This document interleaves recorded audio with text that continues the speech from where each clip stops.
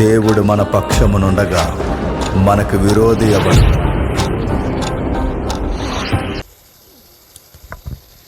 స్థానిక దైవజనులకి, పెద్దలకు, వాక్యం వినడానికి వచ్చిన మీ అందరికీ క్రీస్తునామన్న శుభాలు. చిన్న ప్రార్థన చేసుకుందామండి. ప్రార్థన.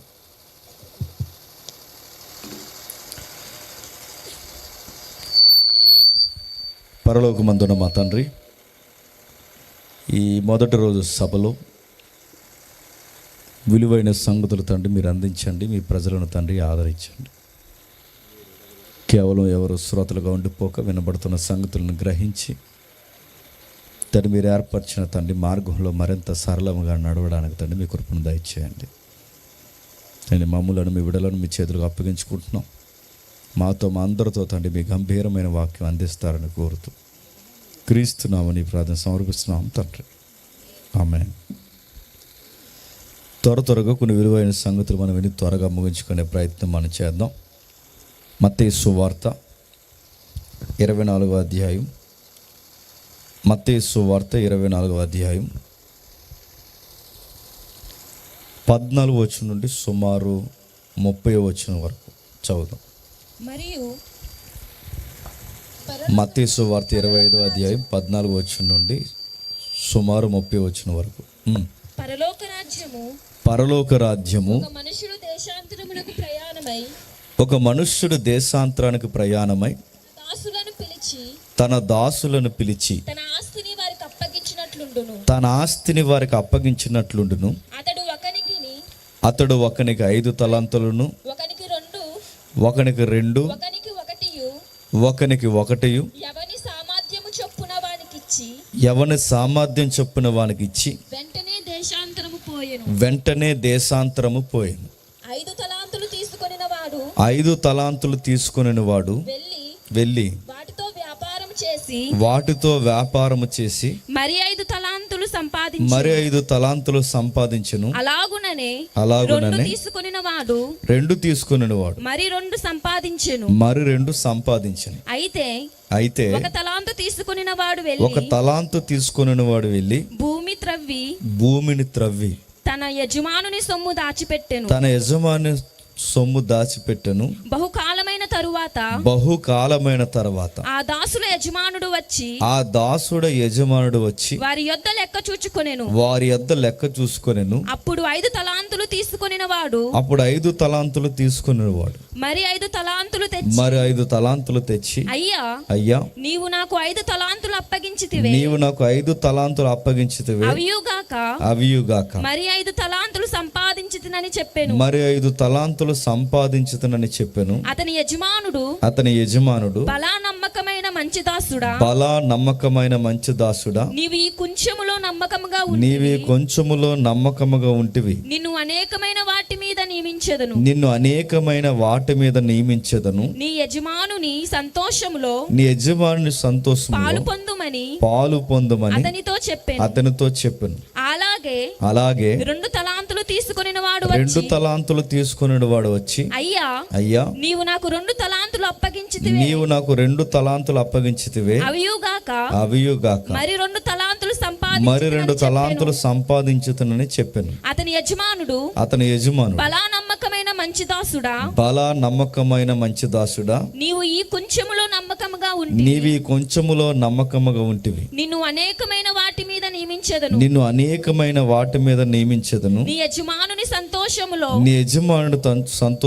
పాలు పొందుమని అతను చెప్పాను. 26వ వచనంలో అందుకు అతని యజమానుడు వాడిని చూసి సోమరివైన చెడ్డ దాసుడితో నేను విత్తని చోట కోయువాడును చల్లని చోట పంట కూర్చుకొని వాడనని నువ్వు ఎరుగుదువా అట్లయితే అని చెప్పి 30వ వచనం మరియు ఆ పనికి మాలిన దాసుని ఎలిపెట్టి చీకట్లోనికి త్రోసివేయడి అక్కడ ఏడ్పును పండ్లు కొరుకుటై ఉండునని చెప్పాను. ఆగదు. అందరి దగ్గర బైబిల్ ఉందా? జాగ్రత్తగా వినండి. ఎవరి దగ్గర బైబిల్ లేకపోయినా పక్కవారు బైబిల్ చూడండి. బైబిల్ లేకుండా క్రైస్తవ సభలో కూర్చోకూడదు. మనకున్న గౌరవం ఏదన్నా ఉందంటే మన సొంతంగా మన చేతుల్లో ఒక బైబిల్ ఉండాలి. కళ్యాణ మండపానికి వచ్చినట్టు వెళ్ళకూడదు. మన చేతుల్లో బైబిల్ ఉండాలి. నిలబడి మాట్లాడుతున్న బోధకుడు ఏం మాట్లాడుతున్నాడో కాస్తంత పరీక్షించుకోవాల్సిన బాధ్యత మీకు ఉండాలి. సరే, ఏదైతే ఇప్పుడు ఈ అధ్యాయం మనం చదివామో దీని మీద మనకి మొదటి నుంచి ఎంతో కొంత అవగాహన మనకు ఉంది. క్రైస్తవ సమాజంలోకి వచ్చిన ఎవరికైనా సండే స్కూల్ లెవెల్ నుండి ఈ అధ్యాయం మీద కాస్తంత అవగాహన ఉంది. అక్కడ రాస్తున్న సందర్భం మనకు తెలుసు. ఒకనికి 5, ఒకనికి 2, ఒకనికి 1. 5 తలాంతులు కలిగిన వాడికి మరిన్ని 5 తలాంతులు దేవుడు అనుగ్రహించాడట. 2 తలాంతులు కలిగిన వాడికి దేవుడు మరి 2 అనుగ్రహించాడట. 1 తలాంతు కలిగిన వాడిని నరికి అని ఎలుపట చీకటిలో గెంటేమన్నాడట. ఇది మాకు తెలుసు కదా అని చూడకండి, మనకు తెలియాల్సినవి చాలా ఉన్నాయి. మన దేవుడితో వచ్చిన ఆ సందర్భాన్ని మీరు జాగ్రత్తగా గమనిస్తే, మన దేవుడు ఇస్తాడన్నది ఎంత వాస్తవమో, ఇవ్వబడిన దాన్ని సరిగ్గా ఉపయోగించకపోతే ఒకరోజు తిరగేసి లెక్క అడుగుతాడన్నది కూడా అంతే వాస్తవం. ఆయన ఇచ్చినప్పుడు ప్రాబ్లం లేదు, తీసుకున్న వాళ్ళు తీసుకుంటున్నప్పుడు ప్రాబ్లం లేదు, ఆయన ఊరెళ్తున్నప్పుడు ప్రాబ్లం లేదు. ప్రాబ్లం ఎప్పుడు వచ్చిందంటే ఆయన తిరిగి వచ్చి అడిగాడు. మన దేవుడు అడుగుతాడు, నీకు ఇల్లు ఇచ్చాడా, ఆ ఇంటిని బట్టి నిన్ను ఒకరోజు అడుగుతాడు. నీకు బండి ఇచ్చాడా, ఆ బండిని ఏ విధి విధానమేలా ఉపయోగిస్తున్నావో నిన్ను అడుగుతాడు. నీకు ఆరోగ్యం ఇచ్చాడా, ఆ ఆరోగ్యాన్ని దేనికి ఉపయోగిస్తున్నావో అడుగుతాడు. నీకు తలంతు ఇచ్చాడా, తలంతుని అడుగుతాడు. నీకు ఓపిక ఇచ్చాడా, ఓపికను అడుగుతాడు. నీకు డబ్బు ఇచ్చాడా, డబ్బు అడుగుతాడు. ఆయన ఇస్తాడు, ఒకరోజు తిరగేసి అడుగుతాడు. ఆయన అడిగే దేవుడు అంటే ఆయన అడుగుతాడు ఖచ్చితంగా. ఒక ఉదాహరణ చెబుతాను, జాగ్రత్తగా వినండి. బైబిల్ యొక్క కుటుంబ నేపథ్యాలు, వ్యక్తిగత జీవితాలు నమోదు చేయబడిన చరిత్రలు మనం చదువుతున్నప్పుడు, ఆయన భూమి మీద సంచరించినప్పుడు 10 మంది కుష్ఠరోగులను శుద్ధిపరిచాడట. ఆ 10 మంది కుష్ఠరోగులను శుద్ధిపరిస్తే వెళ్ళిపోయిన తర్వాత తిరిగి వచ్చింది ఎంతమంది అంట? 1. ఆ తిరిగి వచ్చిన 1ని ఏమని అడిగాడు? భలే వచ్చిన 1 అనలేదు ఆయన. మిగిలిన 9 మంది ఏరి అంటే ఈయన అడుగుతాడు. ఏం అడుగుతాడు? నీకేమిచ్చినా అడుగుతాడు. మన ప్రాబ్లం ఏంటంటే, మనకు తీసుకోవడం తెలుసు తప్ప, చెప్పండి, దాన్ని సరిగ్గా ఉపయోగించాలన్న సంగతి మనకు తెలియదు. చాలామంది మోకాళ్ళు వేస్తే అది 5 నిమిషాల ప్రార్థన అయితే అది సుమారు 4 నిమిషాలు దేనికోసం ఉంటుంది చెప్పిన? ఏదోటి ఇచ్చే ప్రభు అన్న గొడవ ఎక్కువ ఉంటుంది. మాకు ఏదోటి ఇవి ప్రభు, ఏదో ఇస్తాడు. నువ్వు ఇల్లు అడిగితే ఇల్లు ఇస్తాడు, నువ్వు వాకులు అడిగితే వాకులు ఇస్తాడు, నువ్వు ఆరోగ్యం అడిగితే ఆరోగ్యం, నువ్వు అడిగింది ప్రతీదీ ఇస్తాడు. కానీ షరతులు వర్తిస్తాయి. చదువుకునే పిల్లలైతే మీకు చదువులో ప్రతిఫలాలు కావాలా, ఇస్తాడు. కానీ ఆ చదువులో నువ్వు ఎలా వ్యవహరిస్తున్నావు కూడా చూస్తాడు. నువ్వు ఉద్యోగం లేక ఉద్యోగం కొరకు ఎదురు చూస్తున్నావు, ఖచ్చితంగా ఇస్తాడు. ఆ ఉద్యోగం తర్వాత నువ్వు ఎలా వ్యవహరిస్తున్నావు కూడా చూస్తాడు. జీవిత భాగస్వామి కోసం ఎదురు చూస్తున్నావా? నీకు చక్కటి బంధాన్ని దేవుడు ఎదురు చూసేలాగా దేవుడు ఎదురు చూస్తాడు. నీకు చక్కటి బంధాన్ని ఇస్తాడు. కానీ ఇచ్చిన దాన్ని నిలబెట్టుకొని రాకపోతే ఇచ్చిన వాటి బంధాన్ని కూడా నిన్ను అడుగుతాడు. బాగా వినాలి. ఆయన ఇస్తాడు, అడుగుతాడు, ఇస్తాడు, అడుగుతాడు. అలా అడిగిన తర్వాత లెక్క సరిగ్గా సరిపోలేదనుకోండి, దేవుడు, ఈ పదం అంటున్నాను ఏమనుకోకండి, నాశనానికి అప్పగిస్తాడు. అలాంటి దాఖలాలు బైబిల్లో ఉన్నాయంటే ఉన్నాయి. దేవుణ్ణి పట్టుకుని ఎదిగిపోయిన జీవిత చరిత్రలో బైబిల్లో ఉన్నాయి. అదే దేవుడితో సరిగ్గా వ్యవహారం కుదరకపోతే నాశనం అయిపోయిన బైబిల్లో జీవిత చరిత్రలు కూడా ఉన్నాయి. మీకేమర్థమవుతుంది? ఎదిగిన వారు ఉన్నారు, ఆ దేవుణ్ణి బట్టి చెప్పండి పతనమైన వారు ఉన్నారు. ఇది మీకు అర్థమైతే దేవుణ్ణి బట్టి ఎదిగిన వారి సంగతి మనకు ఎలాగో తెలుసు. కానీ అదే దేవుణ్ణి బట్టి నష్టపోయిన వారి సంగతి మనకు తెలియాలి. అందులో చాలా జీవిత చరిత్రలు ఉన్నాయి, కానీ అవన్నీ నేను చెప్పను. సుమారు ఒక 3 ఉదాహరణలు మీకు ఇస్తాను. అందులో ఒకటి, జాగ్రత్తగా వినండి, 3 సూసైడ్ కేసులు ఉంటాయి బైబిల్. నమోదు చేయబడిన, రికార్డ్ చేయబడిన 3 సూసైడ్ కేసులు ఉన్నాయి. అంటే ఆత్మహత్య చేసుకున్నారు. ఎందుకు ఆత్మహత్య చేసుకున్నారంటే వీళ్ళకి కేవలం దేవుడిచ్చిన దీవెనలు పొందుకుని అవి సరిగ్గా ఉపయోగించుకోవడం రాకే ఆత్మహత్య చేసుకున్నారు. అందులో మొదటి వ్యక్తి కొంచెం జాగ్రత్త చెప్తాను వినండి. ఇశ్రాయేలీల మొట్టమొదటి రాజు ఎవరు? ఇశ్రాయేల్ మొట్టమొదటి రాజు ఎవరు చెప్పండి? అంత సీరియస్గా చూడకండి, చెప్పండి. జీకే పెట్టి ఏం కాదు, చెప్పండి. సౌలు. ఇశ్రాయేలుకి మొట్టమొదటి రాజు సౌలు. సౌలు యొక్క పరిస్థితి మనకు తెలుసు. సౌలు గారట ఇశ్రాయేల్లో చాలా ఎత్తుంటాడట, చాలా లాంగ్ హెయిర్ ఉంటుందట. ఒక్క మాటలో చెప్పాలంటే బాలీవుడ్ హాలీవుడ్ హీరోలా ఉంటాడట. ఇశ్రాయేలు పురుషులు ఎవరైనా సరే ఆయన భుజాల దాకానే వస్తారట. అంత అందగాడు, చూడ్డానికి బాగుంటాడు. కానీ ఎంత చూడ్డానికి బాగున్నా, ఆయనకి ఎంత బలమున్నా అందమున్నా గుండె ధైర్యం తక్కువ. ఎవరైనా సౌలు గారి ఇంటికి చుట్టాలు వస్తే చుట్టాల కన్నా ముందు ఈయన సిగ్గుపడిపోతాడంట. ఎవరు అంటే ఇది అదో రకమైన ఫీర్ ఈయనకి. ఎవరైనా ఇప్పుడు మన దాంట్లో కూడా చాలామంది ఉంటారు చూసారా, ఎవరైనా చుట్టాలు వస్తే చుట్టాల కన్నా ముందు ఇంట్లో చేయలరారు. అదో జబ్బెలకి సిగ్గనాలా అది ఏమనాలో తెలియదు, కానీ లోపల నుంచి బయటకు రారు. సౌలు గారు కూడా ఎవరైనా కొత్త వాళ్ళు ఇంటికి వస్తేనట ఆ మిద్దెల మీదకు పోయి దాక్కోవడం, మూలకు పోయి దాక్కోవడం. ఒక్క మాటలో చెప్పాలంటే చూడ్డానికి బాగున్నాడు కానీ పిరుకోడు, చూడ్డానికి బాగున్నాడు కానీ భయస్థుడు. కానీ గమ్మత్తని చెప్పిన ఇలాంటి పిరుకోడు భయస్థుడిని దేవుడు రాజు చేశాడు. అలాంటి పిరికివాడిని దేవుడు రాజుని చేస్తే ఆ రాజుని చేయడానికి ముందు మీరు జాగ్రత్తగా వినండి.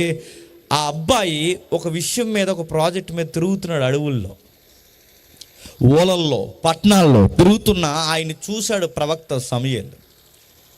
ఏ విషయం మీద తిరుగుతుంటే అబ్బాయి రాజు అవ్వకముందు వాళ్ళ నాన్నగారు గాడిదలు మేపేవాడు. వాళ్ళ నాన్నగారు గాడిదలు మేపుతున్నాడు. వాళ్ళ గాడిదలు తప్పిపోయాయి. ఆ గాడిదలు ఎప్పుడైతే తప్పిపోయిన గాడిదల్ని సౌలు గారు ఎతుకుతూ ఉన్నప్పుడు సరిగ్గా ఆ టైంలో ఇశ్రాయేలుకి రాజు కావాలని ప్రజలు తిరగబడ్డారు.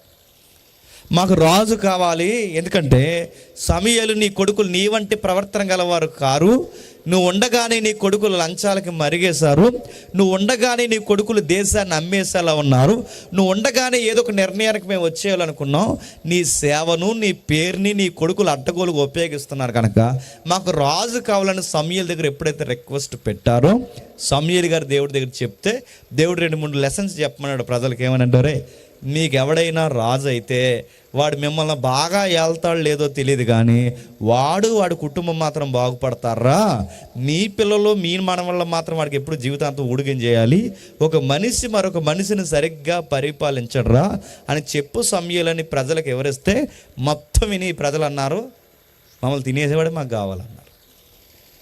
దేవుడు అప్పుడు అన్నాడు, వాళ్ళకి కావాల్సిన ఇచ్చే ఆ ఎతికెళ్ళు అనేటప్పుడు ఆ దేవుడు చూపిస్తే వెళ్తున్నాడు. ఆ వెళ్తుండగా సరిగ్గా ఆ టైంలో వాళ్ళ నాన్నగారు గాడిదల్ని ఎతుకుతున్నాడు. ఎవరు? సౌలు గారు. ఆ ఎదుగుతున్నప్పుడు దేవుడు ప్రవక్త సమూయేలు మాట్లాడి అభిషేకించి దేవుడు నిన్ను రాజుని చేయబోతున్నాడంటే ఈ అబ్బాయి అన్నాడు, నా వల్ల అవదన్నాడు. దేవుడు సమూయేలు ద్వారా మోటివేషన్ ఇచ్చి, అది కాదు, నువ్వు ఈ గాడిదలు మేపడం కాదు, ప్రజల్ని ఏలికగా దేవుడు నిన్ను చేయబోతున్నాడు, రావయ్య సమూయేలు పిలిచి ఆ సమూయేలు ద్వారా సౌలుని దేవుడు అభిషేకిస్తే సరిగ్గా 2 సంవత్సరాలు పరిపాలించేసరికి ఎక్కలేని దయ్యపు స్వభావం వచ్చేసింది సౌలుకి. ఎప్పుడు గుర్తుపెట్టుకోండి, అసలు దేవుడు ఒక గాడిదలు మేపుకున్న వాడిని రాజు ఏం చేస్తాడంటే ఎంత గొప్ప సంగతి అండి. మన ప్రాస్పరిటీ లాంగ్వేజ్లో మనం మాట్లాడుకోవాలి అంటే అది ఎంత పెద్ద ఆశీర్వాదం అండి. ఒక గాడిదలు మేపుకునే వాడిని దేవుడు రాజు ఏం చేస్తాడంటే గొప్ప ఆశీర్వాదమా కాదా? ఆ ఆశీర్వాదం వచ్చిన తర్వాత ఈయన గారు ఎలా మారిపోయాడట, ఆయన ముందు ఎవడో మంచి బట్టలు వేసుకోకూడదట, ఆయన ముందు ఎవడో పచ్చకుండకూడదట, ఆయన కన్నా ఎవడో పొగడబడకూడదట, ఆయన కన్నా గొప్పగా ఎవడన్నా ఉంటే ఆ కళ్ళల్లో ఆ మూతి మీద నవ్వు ఉండదు, కళ్ళల్లో మంచి చూపు ఉండదంట. అదే బుద్ధి అంటే అదో రకమైన బుద్ధి ఉంటుంది మనుషులకి. సౌలు కనబడ్డాడు, చాలామంది సౌలు కనబడరు అంతే.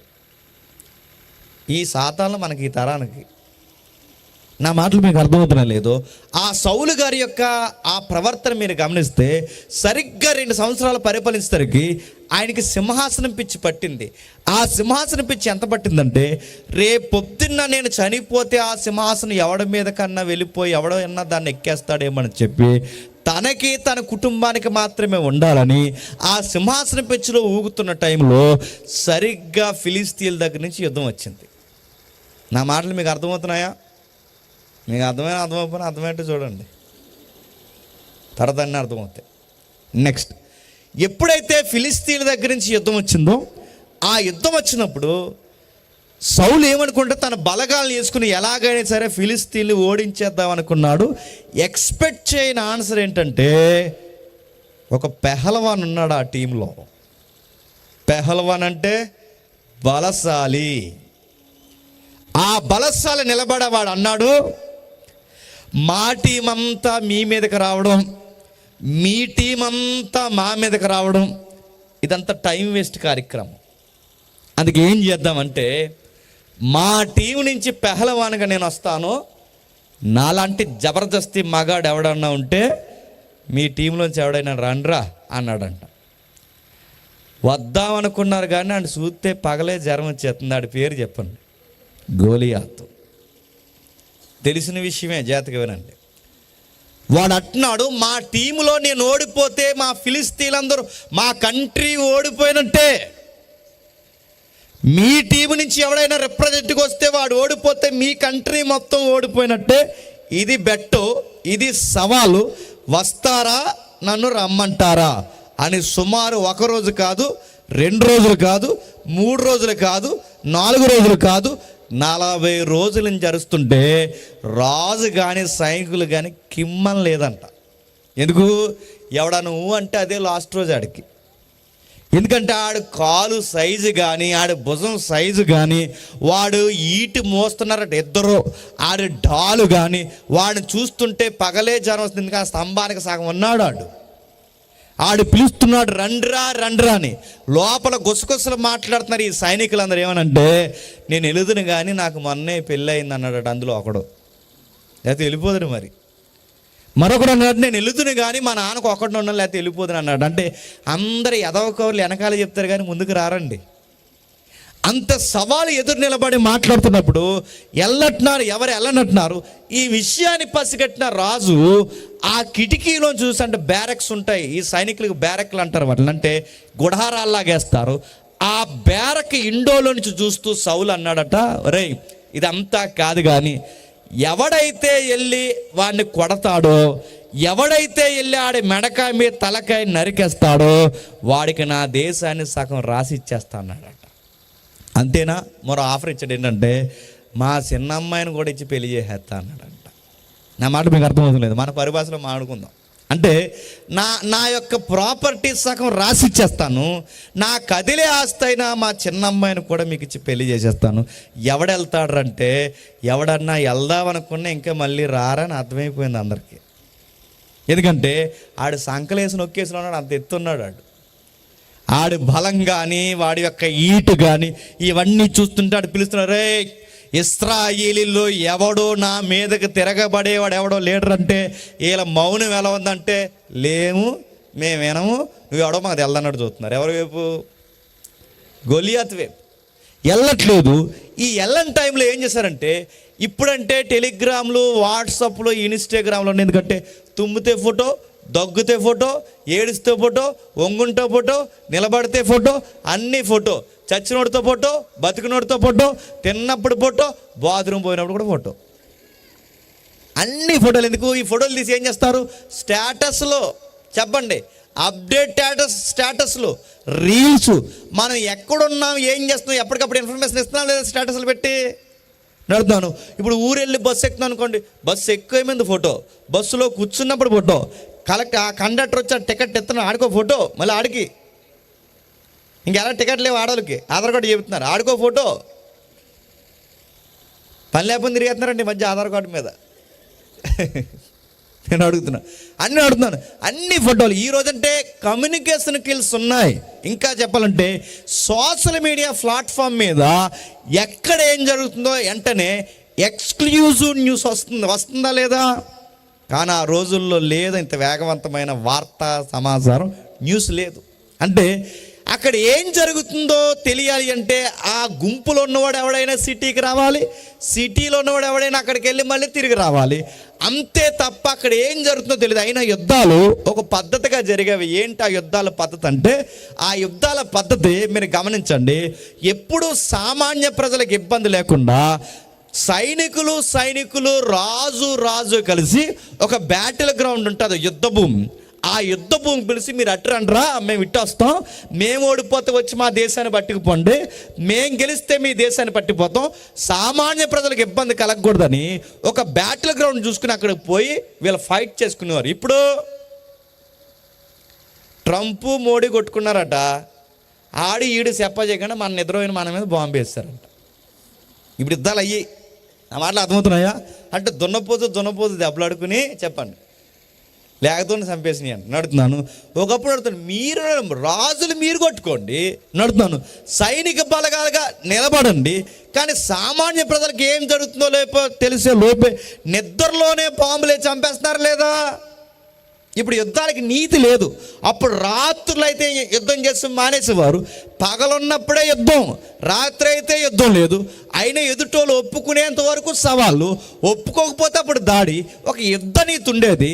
వాడు వచ్చాడు, పిలిచాడు, మేమందరం వచ్చాం మీరు వస్తారని 40 days పిలుస్తుంటే ఇక్కడ ఏం జరుగుతుందో సిటీలో ఉన్న యెరూషలేములో సిటీలో ఉన్న వారికి, బెత్లెహేములో ఉన్న వారికి, లేదా ఇజ్రాయెల్ దేశంలో ఉన్న వారికి తెలుసు అక్కడ ఏం జరుగుతుందో తెలియదు. ఇజ్రాయెల్ దేశంలో ఉన్న సామాన్య ప్రజలందరూ ఏమనుకుంటున్నారంటే, మా వాళ్ళు ఫిలిస్తీన్లు ఎరగదీసేస్తున్నారు అనుకున్నారు. వీళ్ళేం ఎరగదీయట్లేదు చెప్పండి. వీళ్ళకి ఒక్కొక్కడికి వణుకు వచ్చేసి లోపల దాక్కున్నారు. వీళ్ళు ఏమనుకుంటున్నారు, లోపల మా వాళ్ళు ఎరగదీసేస్తున్నారు. అందులోని వీళ్ళు ఇంటి నుంచి యుద్ధాలకు వచ్చేటప్పుడు ఏమని చెప్పొచ్చుంటారు చెప్పండి? వాళ్ళ వైఫ్లకి ఏం చెప్పుంటారు చెప్పండి? ఇదిగో ఎడగెళ్తున్నాను తెలుసా, ఆ కత్తిలది యుద్ధానికి వెళ్తున్నా. ఆ కత్తి ఎత్తున్నప్పుడు వాళ్ళ ఆవిడకి ఎన్ని బిల్డప్లు ఇచ్చి ఉంటాడు వీడు. ఆ కత్తి ఇచ్చినప్పుడు కత్తి ఎట్టి బెల్ట్ తిప్పి ఆ పైన బుల్లెట్ ప్రూఫ్ అదే ఏదైతే ఉందో ఆ కవసం కప్పుకొని ఇవన్నీ జాగ్రత్తగా దాచుకుని ఎంత బిల్డప్ ఇచ్చుంటారు. ఈవిడ కూడా ఆగుతుందా, ఇరుగు పొరుగు వెళ్ళమ్మకి పక్కంటి పొలమ్మకి చెప్తుంది, మా ఆయన ఎక్కడికి వెళ్ళాడో తెలుసా? ఎక్కడికి వెళ్ళాడు? యుద్ధానికి వెళ్ళాడు. వస్తాడు రక్తం సిందించి చెప్పండి కత్తి నూరి మా ఆయన కసకస నరికేసి వస్తాడు. చూడంటే మీ ఆయన యుద్ధం ఏం చేయట్లేదు అక్కడ, గుర్తుపెట్టుకో. జ్వరం వచ్చి దాక్కున్నాడు బ్యారక్లో. ఎందుకంటే మీ ఆయన ముందుకెళ్తే అడుగే తొక్కేసి చూడండి ఎదరాడు, అడుగు పూర్తిగా తొక్కేస్తాడు ఆడున్నాడు ఎదరా.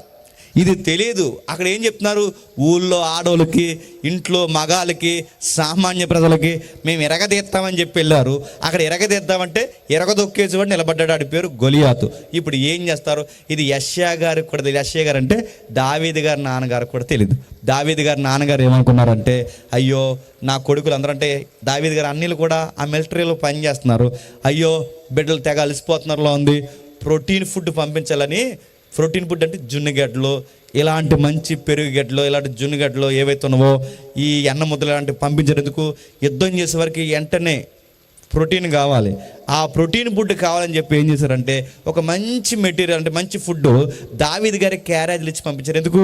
వీళ్ళు ఏదో పెద్ద యుద్ధం చేస్తున్నారు అనుకుంటున్నారు. ఊళ్ళో ఏం చేస్తున్నారు, బ్యారక్లుండి మిలిటరీ ఫుడ్ తినేస్తున్నారు చెప్పండి.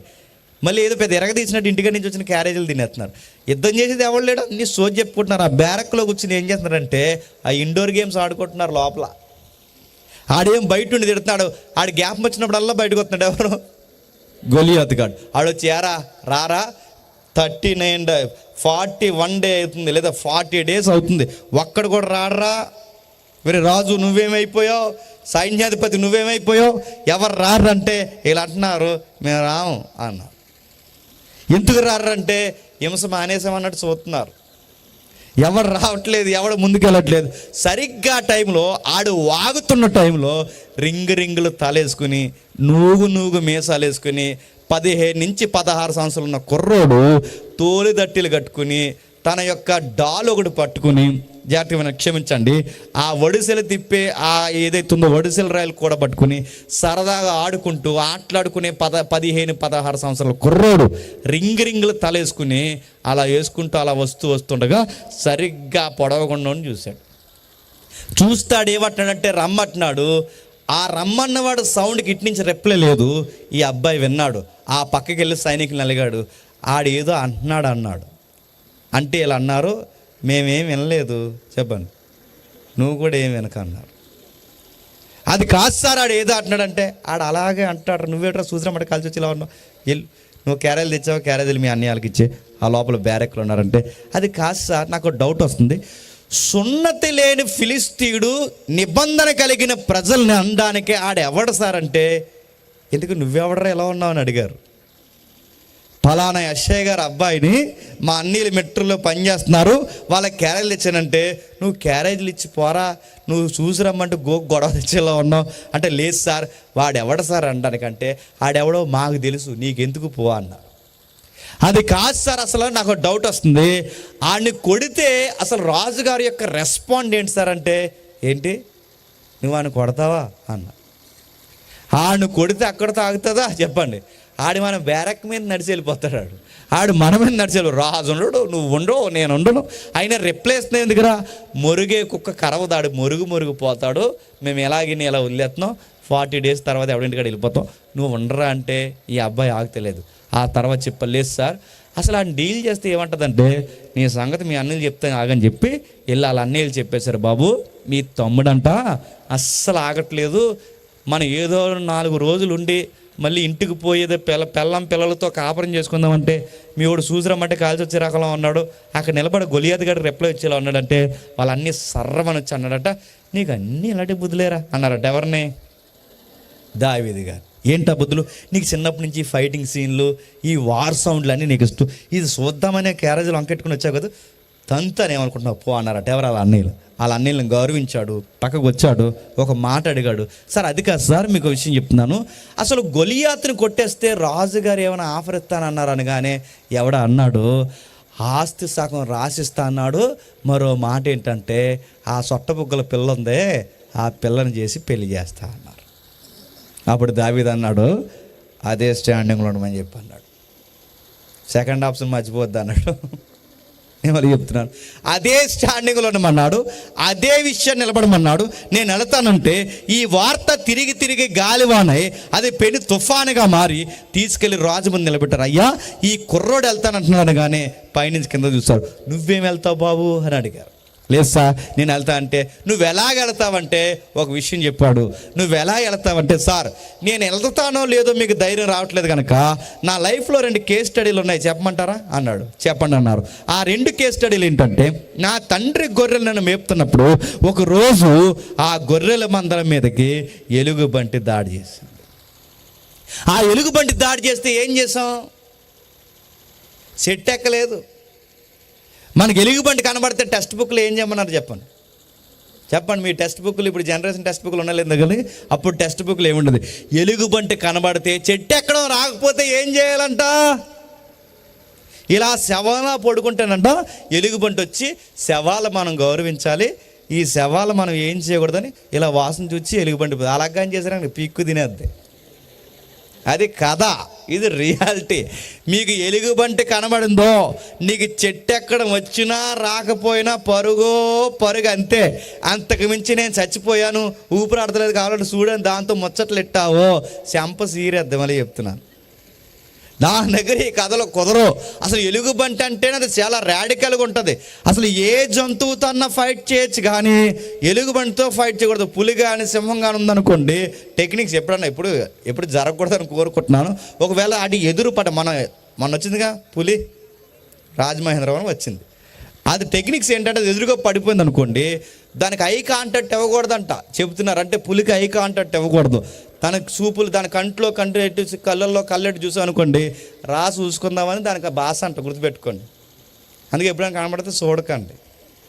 రెండోది, అది వస్తున్నప్పుడు బ్యాక్ చూపించకూడదు. అంటే వెనక పార్శ్వం చూపిస్తే దాన్ని నేను ఇంక నీకు లొంగిపోతున్నానని దానికి ఒక సంకేతం ఇవ్వడం అంట. అందుకే పులిని ఎదిరించడానికి టెక్నిక్స్ ఉన్నాయంటే దాని వైపు చూడకుండా అలా ధైర్యంగా నిలబడి ఇలా చేతులు పైకెత్తే ఈడెవడో నాకన్నా ఎత్తుకున్న వీడితో కష్టమని చెప్పి వెళ్ళిపోద్దట.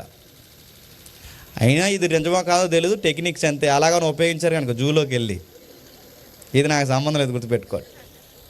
దీనికి అడుగుతున్నాను. కానీ ఎలుగుబంటి అలా కాదు. ఎలుగుబంటికి చేతులు పైకెత్తినా, కళ్ళు పక్కకి తిప్పినా, అది ఎన్ని చేసినా చేసే దుర్మార్గమైన పని ఏంటంటే, దానికి సింహం కన్నా పులి కన్నా దారుణమైన గోర్లు ఉంటాయి. అది కొట్టే పద్ధతి ఒక సిస్టమేటిక్ కొట్టదండి. పులి ఉందనుకోండి గొంతు పట్టుకుంటుంది, సింహం ఉందనుకోండి గొంతు పట్టుకుంటుంది. ఇది పద్ధతి కాదు. ఇది ఏంటంటే ఇది టన్ను బరువు ఉంటుంది. ఈ ఎలుగుబంటి ఏం చేస్తుందంటే ముందు ఇలా కొట్టేస్తుంది, ఆ కొట్టేసి ఆ బరువు అంత తెచ్చి మీదేస్తుంది. అందుకే ఎప్పుడైనా గొడవ అవుతున్నప్పుడు ఏటి ఎలుగుబంటిలో మీదడిపోతుంది అంటారు చూసారా, ఆ ఎలుగుబంటి పద్ధతి అది. అంటే అది ముందు మీదడిపోద్ది, ఆ ఊపిరాడుకొని నొక్కేద్ది, ఇలా సరిపోద్ది, ఆ గోర్లు ఉంటే చూస్తే అలా లాగెస్తుంది, ఆ మాంసం అంతా బయటికి పీకేస్తుంది. అలాంటి ఎలుగుబంటినట దావీదు గారు, నా తండ్రి గొర్రెల మందులో ఎలుగుబంటి వచ్చి ఒక గొర్రె పిల్ల ఎత్తుకెళ్ళడానికి ప్రయత్నం చేస్తే దాన్ని గడ్డం పట్టుకుని కిందేసి కొట్టేసాను సార్ అన్నాడట. ఇది నిజమా అంటే ఇది నిజమే, ఇది నిజమా అంటే నిజమే. దాని సంఖ్యలు సీరియసా? రాజుగారికి మతిపోయింది, చుట్టూ ఉన్న వారికి కూడా మతిపోయింది. ఇది నిజమా అంటే నిజమైన డిక్లేర్ అయింది. ఎలుగుబంటిని తీసి అవతల పడేసాను గడ్డి పక్కల సార్, ఎందుకంటే నా వెనక నా దేవుడు ఉన్నాడు. రెండవది, మరలా నేను గొర్రెలు మేపుతుంటే ఈసారి సింహం వచ్చింది సార్.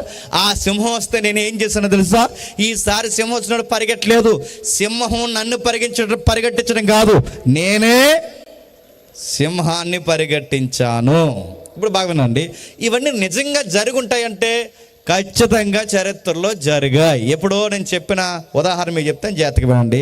మీకు ఎవరన్నా పిల్లలు ఉన్నారనుకోండి, మన రాజమహేంద్రవరం పులి వచ్చిందంటే నీకు పిల్లలు ఉన్నారనుకోండి, సరిగ్గా మీ పిల్ల ముందుకి పులో సింహం వస్తే మీ పిల్ల నుదులు పారిపోతారా, పులి మీదకి తిరగబడతారు? చెప్పాలి. మీ పాపో బాబో ఉన్నారనుకోండి, మీ పాప మీదకో బాబు మీదకో పులో సింహం వచ్చిందనుకో మీరు ఏం చేస్తారు? వదిలేస్తారా? తింటే తిన్నే బిడ్డతో పోతే నేను బతుకుతాను అనుకుంటారా? సావో రేవో ముందా పులి మీదకు దూకుతాం, సావో రేవో ముందా సింహం మీద దూకుతాం. ఎందుకంటే నా బిడ్డ మీద ఉన్న ప్రేమ అది మరణం కన్నా గొప్పదే. నా బిడ్డ మీద ఉన్న ప్రేమ అది మరణం కన్నా బలమైనది. అందుకే నేను చచ్చినా పర్లేదు కానీ బిడ్డకి ఏం కాకూడదని ఎదుర్కొన్న ఎంత బలవంతమైన జీవైనా దాన్ని తాట తీస్తానని దీనే చెప్పండి. ఇది మీకు అర్థమైతే దావీదు గొర్రెల్ని బాగా వినాలి, దావీదు గొర్రెల్ని గొర్రెల్లా చూడ్డట, బిడ్డల్లా చూస్తాడు. దావీదు గొర్రెలకి పేర్లు పెట్టి పిలుస్తాడట, దావీదు గొర్రెల్ని ఫ్రెండ్స్లా చూస్తాడట, దావీదు గొర్రెల్ని సొంత బిడ్డల్లా చూస్తాడట. అలాంటి బిడ్డను ఏదో మృగము చెత్తుకెళ్ళిపోతే ఊరుకుంటాడా? దాని సంగతి చూశాడు. అందుకే సింహం వచ్చినా చీరేశాడు, ఎలుగుబంటి వచ్చినా తరివేశాడు, ఎలాంటి మృగము గోడచారు వచ్చినా వాళ్ళ సంగతి వాటి అంతు చూశాడు. అలాంటి కేసులు చెప్తున్నప్పుడు రాజుకు మతిపోయింది, ప్రధానమంత్రులకు మతిపోయింది, సైన్యాధిపతులకు మతిపోయింది. ఇవన్నీ వింటున్నప్పుడు ఒక మాట అన్నాడు, అయ్యా మీకు విషయం చెప్పాలి, సింహాన్ని ఎదిరించే బలం ఉంది, ఎలుగుబండి ఎదిరించే శక్తి ఉంది. ఈ బలము శక్తి నాకు ఎవరిచ్చారంటే దేవుడైన యెహోవా. నేను చెబుతున్నాను రాజా, సింహాన్ని కొట్టగలిగిన నేను, ఎలుగుబంటిని కొట్టగలిగిన నేను ఈ పనికి మాలను కొట్టలేనని అడిగాడు. గుర్తుపెట్టుకోండి. కంపారిజన్ అదిరిపోయిందంటే సింహం కన్నీడు బలమైనడు కాదు, ఎలుగుబంటి కన్నీడు బలమైనడు కాదు, మృగాన్నే మట్టి కరిపించిన వాడిని ఈయన్ని కొట్టడానికి ఏముంది, ఈడి సంగతి కూడా చూస్తాను. కానీ రాజు ఇంకేమాత్రం ఆలస్యం చేయకండి, కుర్రోడు చాలా ఫైర్లో ఉన్నాడని చెప్పి వెంటనే ఆ కుర్రోడికి బుల్లెట్ ప్రూఫ్ జాకెట్లు అంటే తన యుద్ధ కవచాలు ఏవైతున్నావో ఆ కవచాలన్నీ వేస్తే దావీదు గారికి లూజ్ అయిపోయింది. ఎందుకు? దావీదు గారి వయసు చాలా చిన్నది, సౌలు గారి వయసు చాలా పెద్దది. ఆయన బాడీ వెయిట్ హైట్ ఎక్కువ, ఈయన బాడీ హైట్ వెయిట్ తక్కువ. అందుకే అవి మ్యాచ్ అవ్వలేదు. ఆ టైంలో ఏమైందంటే నేను వెళ్తాను సార్ అన్నాడు, పంపించాడు. ఆ పంపించిన తర్వాత ఏం జరుగుతుందో తెలుసు, ఆ యుద్ధాలు కత్తులు ఇవన్నీ మాకు అలవాటు లేదు సార్. నేను జనరల్గా ఎలాగైతే మృగాలను ఎదిరించిన అలవాటు నాకు ఉందో అలాగే నా దగ్గర ఒక ఆయుధం ఉందని చెప్పి ఆ ఏటుకొట్టుకు పోయాడు. 5 రాళ్ళు తెచ్చాడు, ఒడిసిల్లో పెట్టాడు, తిప్పాడు. ఒకటే రాయి, 4 రాళ్ళు ఇంకా మిగిలిపోయినాయి. ఒకటే రాయ గిర్ర తిప్పి సరిగ్గా వాడిని ఎక్కడ కొట్టాలి అక్కడ కొట్టాడు. ఆ నుదుటి మీద కొడితే బుల్లెట్ కన్నా వేగంగా వెళ్ళాడు, శిరస్సు పగలు కొడితే ఆడు ముందుకు పడ్డాడు. ఆడి కత్తి తీసి వాడి తలే నరికేశాడు. ఓ చేత్తో కత్తి, మరో చేత్తో వాడి పెద్ద తల. దావీదు గారి దేహం నిండా పెద్ద రక్తం. మీరు ఒకసారి సీను ఊహించుకోండి. మొత్తం ఈ రక్తంతో రక్తసిద్ధమైపోయి దావీదు గారి చేతిలో తల ఉంది, మరో చేతిలో కత్తి ఉంది. ఈ రక్తపు మడుగులో తలిసిన ఆయన అలా అడుగులు వేసుకుంటే సిటీకి వస్తుంటే దావీదు గారిని చూసి పబ్లిక్ ఫ్యాన్స్ అయిపోయారట. నా మాటలు అర్థమవుతున్నాయా? సైనికులు ఫ్యాన్స్ అయిపోయారు, పబ్లిక్ ఫ్యాన్స్ అయిపోయారు. ఆ ఫ్యాన్స్ అయిపోయే కుదురున్నారా? అందులో కొంతమంది ఆడవాళ్ళు కలిసి, ఈ ఆడవాళ్ళ ఫ్యాన్స్తోనే డేంజర్. ఈ ఆడవాళ్ళ ఫ్యాన్స్ అందరూ కలిసి వాళ్ళు ఏం చేశారు? పాట రాశారట. ఆ పాట ఆడవాళ్ళే రాశారు. ఆ పాట ఏమని రాశారంటే అందులో లిరిక్స్ ఇలా ఉన్నాయి: సౌలుకి 1000 చెప్పండి, తగలెట్టేసింది పాట అంతే. ఫ్యాన్స్ ఉంటే ఉన్నారు, ఈ ఫ్యాన్స్ కుదురుంటారు. వీళ్ళు ఏం చేశారు? సౌలుకి 1000, దావీదుకి 10,000, దావీదుకి 10,000, సౌలుకి 1000 అనగానే ఆ పాట సౌలు గారు విన్నారంట. ఏంటి? గొర్రెలు కాసుకునే కుర్రోడికి 10,000 చెప్పండి. ప్రజలను కాస్తున్న రాజునైన నాకు 1000, పాడినోళ్ళని, పాడుతుంటే వింటున్న దావీదుని, ఆ పాటను ఎంకరేజ్ చూస్తున్న వాళ్ళందరి సంగతి తెలుస్తానని ముఖ్యంగా ఈ పాటకి కేంద్రమైన దావీదుని చూసి అసూయపడిపోయాడు. ఆ రోజు 2 ఏళ్ళ తర్వాత ఆయన బాగానండి, సరిగ్గా 2 సంవత్సరాల తర్వాత ఆయనకు అసూయ పెరిగిపోయింది. దావీదుని పరిగెట్టించాడు. అవకాశం దొరికినప్పుడల్లా దావీదుని చంపాలనుకున్నాడు. కానీ గమ్మత్తు చెప్పిన, ఆ దావీదుని చంపాలనుకున్నప్పుడు దావీదు గారు ఒకరోజు మాస్ వార్నింగ్ ఇచ్చాడు. ఎవరికి? సౌలు గారికి. అయ్యా, మిమ్మల్ని లేపేయాలంటే 2 నిమిషాల పని నాకు గుర్తుపెట్టుకోండి. తండ్రి సమ్మానం. నేను గొలియాతునే తీసేసినోడిని, సింహాన్నే లేపేసినోడిని, ఎలుగుబంటినే కనబడకుండా చేసేసినోడిని. మిమ్మల్ని కొట్టాలంటే నాకు 2 నిమిషాల పని. అయినా మీకు విషయం చెప్తున్నాను, మీరు ఇందాక అంటే కొన్ని నిమిషాలు, కొన్ని వ్యవధుల, కొన్ని లేదు కొంతకాలం ముందు మీరు సంకాని వర్తకునికి వెళ్ళారు. సంకాని వర్తకుని అంటే తెలుగు ఇంగ్లీష్ రావాలని పుట్టామంటే ఇప్పుడు గుర్తుపెట్టుకోండి. సంకాని వర్తకుని అంటే గ్రాంథికం, సంకాని వర్తకుని అంటే వాష్రూమ్కి వెళ్ళాడని. ఆ వాష్రూమ్కి అప్పుడు ఆ రోజుల్లో వాష్రూమ్ ఏంటి? పబ్లిక్ టాయిలెట్స్ ఏంటంటే గృహలో. ఆయన రాజు కదా, ఆ గృహలోకి వెళ్ళాడు. ఆ గృహలోకి వెళ్తే సరిగ్గా ఆ గృహలో ఎవరున్నారు? దావీదు గారు ఉన్నారు. దావీదు గారు ఉండి, ఆ రోజుల్లో రాజు డ్రెస్సులు ఎలా ఉంటాయంటే ఆడపిల్లలు టాపులు వేసుకుంటారు చూసారు, టాపులు. ఈ టాపులు పైన లెగ్గిన టాప్ వేసుకుంటారు చూసారు, దాని మీద కవసాలు వేసుకుంటారు, సేమ్ అదే డ్రెస్. ఈ వెనకాల సెంగి కట్ చేశాడట. ఎవరు? దావీదు గారు. కట్ చేసి ఒక మాట అన్నాడు: అయ్యా, మిమ్మల్ని లేపలేని 2 నిమిషాల పని. ఇందాక మీరు పర్సనల్గా వాష్రూమ్కి వచ్చినప్పుడు మీరు వాష్రూమ్కి వచ్చి అనుకున్నారు, కానీ ఆ లోపల నేను ఉన్న సంగతి మీకు తెలియదు. అక్కడ లేపేయాలని నాతో ఉన్న జతగాళ్ళు నాకు చెప్పారు, నా స్నేహితులు నాకు చెప్పారు, నా సైనికులు నాకు చెప్పారు నేను లేపేమని. కానీ నేను లేపలేని 2 నిమిషాల పని. నీకు ఎంత దగ్గరకు వచ్చింది తెలుసా? నీ సెంగు కట్ చేసేంత దగ్గరకు వచ్చింది. గుర్తుపెట్టుకోండి, నీ సెంగునే కట్ చేసిన నేను నీ పేక్ కట్ చేయడం పెద్ద లెక్కేమీ కాదు. అయినా మిమ్మల్ని నేను ఎందుకు ఏమీ చేయకుండా వదిలేస్తానంటే, రాజా, మీరు నాకన్నా ముందు దేవుని చేత అభిషేకింపడం, ఆ ఒక్క గౌరవంతో మీరు నాకు ఎంత హాని చేసినా నేను మిమ్మల్ని ప్రేమగానే పలకరిస్తున్నాను తప్ప మిమ్మల్ని ఏమీ చేయకూడదని ఈ రోజుకి నేను గౌరవిస్తున్నాను. అయినా నాకు తండ్రి సమానులు అనగానే ఈ ఉరుకులు పరుగుల్లో దావీదుతో మంచిగా మాట్లాడాడు. ఈ అసూయ బుద్ధి ఉన్న వాళ్ళు ఎలా ఉంటారు చెప్పనా? ఒక గంట బాగుంటారు, ఒక గంట బాగోరు. మాట్లాడితే బాగుంటారు, మాట్లాడకపోతే బాగోరు. అదో బుద్ధీలకి, అదో జబ్బేలకి, అదో భయంకరమైన డిసీజులకి. ఒక గంట బాగుంటారు, ఒక గంట బాగారు. ఒక రోజు బాగుంటారు, రోజు బాగారు. ఇప్పుడు బాగుంటారు, మళ్ళీ పొద్దున మారిపోతారు. ఈ లోపల ఇప్పుడు బాగానే మాట్లాడతారు, సాయంత్రం మనమే స్టేటస్ ఎత్తాడు వీడు. ఇప్పటికే అదో జబ్బేలకి, అసూయ, అదో జలసి. అలాగే సౌలు గారు కూడా ఏమయ్యాడట? అప్పుడు బాగుండేవాడట, మళ్ళీ తర్వాత మారిపోయాడట. ఆ తర్వాత లాస్ట్ ఒక ఫైట్ వచ్చింది, మళ్ళీ ఫిలిస్తీన్ల ఫైట్ వస్తుంది. జాతకు వెళ్ళండి. ఆ ఫిలిస్తీన్ల ఫైట్లో ఏమైందో మీకు తెలుసు. ఆ ఫిలిస్తీన్ల ఫైట్లో మళ్ళీ సౌలు వెళ్ళాడు. ఎందుకంటే దావీదు రికార్డ్స్ బద్దలు కొట్టాలనుకున్నాడు, దావీదు పేరు తన వైపుకి తిప్పాలనుకున్నాడు, దావీదుని ప్రజలు మర్చిపోయే ఫైట్ నేను చేయాలనుకున్నాడు. ఏమనుకున్నాడు ఏమో తెలియదు, కానీ ప్రవక్తని కానీ దేవుణ్ణి కానీ సరిగ్గా సంప్రదించకుండా ఆ ఫిలిస్తీన్ల యుద్ధానికి పోయినప్పుడు ఒక పనికిమాలినోడు అవతల శాతకానుడు బాణం వేస్తే ఆ బాణం సరాసరి తిరిగి సౌలు గుండెల్లో గుచ్చుకుంది. శాతకానుడు క్వశ్చన్ అడుగుతాను, ఆ సౌలు గుండెల్లో ఎప్పుడైతే గుచ్చుకుందో సౌలుకి అర్థమైపోయింది ఇదే లాస్ట్ రోజు అని. ఎప్పుడైతే అర్థమైందో, ఆ సౌలు గారికి లాస్ట్ రోజు అని అర్థమైతే పక్కనున్న సైనికుని బాడీ గార్డ్ని పిలిచాడు. రే, ఆడెవడో బాణానికి నేను చచ్చిపోవడం ఏంట్రా, ఆడి బాణాన్ని నేను చనిపోవడం నాకు ఇష్టం లేదు, నీది ఏదైతుందో ఆ ఈట కొన తిప్పి నన్ను పొడిసి నన్ను చంపేరా, ఏరమరణం పొందుతానంట అన్నాడట. నా పేరే బాడీ గార్డు, అలాంటిది మీ బాడీని నేను ఎలా గుచ్చుతాను అన్నాడట. నా పేరే బాడీ, నా పేరు దేహ సంరక్షణ అధిపతి, అలాంటి మీ దేహం మీద ఏగ వాలకుండా కాపాడటమే నా కర్తవ్యం. అలాంటిది మీ దేహాన్ని నా ఈటితో నేను ఎలా పొడుస్తాను రాజా, నా వల్ల అవ్వదంటే అయితే ఈటి ఇలాగే అని చెప్పి ఆ ఈటి ఇలా తిప్పి ఆ ఈటు కొన మీద సౌలు పడి సూసైడ్ చేసుకుని చచ్చిపోయాడు. ఇప్పుడు ప్రశ్న అడుగుతున్నాను, చెప్పండి, సౌలు గారు సూసైడ్ చేసుకోవడానికి కారణం ఏంటి చెప్పాలి. ఎంటైర్ స్టోరీ మీకు అర్థమైన తర్వాత సౌలు గారు ఆత్మహత్య చేసుకోవడానికి కారణం ఏంటి?